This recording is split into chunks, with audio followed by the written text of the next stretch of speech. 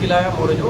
ॻाल्हि इहा आहे त मूंखे अफ़सोस सां चवणो पए थो त हीअ घरू जेको आहे वज़ीर ज़ियाउल अंजार जो जेको आहे टक आहे ऐं उनजे बावजूदि मोरो में जेको आहिनि 88 डॉक्टर आहिनि ऐं पेडियामेट्रिक जेका आहिनि 85 जेके आहिनि पैरामेट्रिक सॻी स्टाफ आहिनि ऐं 11 नर्स आहिनि मोरो सिविल अस्पताल में।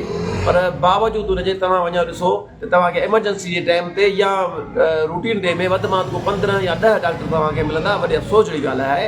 ऐं उन खां अलावा हाई कोर्ट ऑर्डर कयो त तव्हांखे CT स्कैन हर अस्पताल में हुजे, तव्हांजो एक्सरे अस्पताल में हुजे, तव्हांजो पंहिंजो ॿियूं जेके लेबॉरेटरी जा जेके टेस्ट उहे तव्हांजो हुजनि। पर अफ़सोस आहे ECG हुजे पर का शइ ई कान्हे का।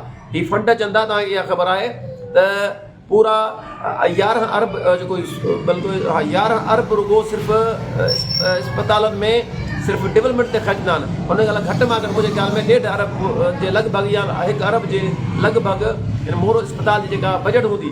पर अफ़सोस अहिड़ी ॻाल्हि आहे त उहो इस्तेमालु किथे थिए थी ॻाल्हि इहा आहे। उन खां अलावा साईं डॉक्टर जेको आहे गुलाम मुस्तफ़ा मेमूर साहब उहो चवंदा आहिनि MS थियो आहे। पर MS उनखे चयो वियो आहे त तव्हांखे OPD ॾिसणी न आहे।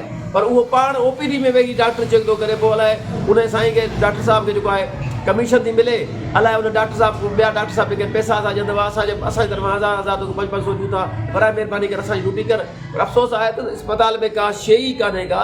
हिन ऐं ॾिसो रोडनि जी हालत ॾिठो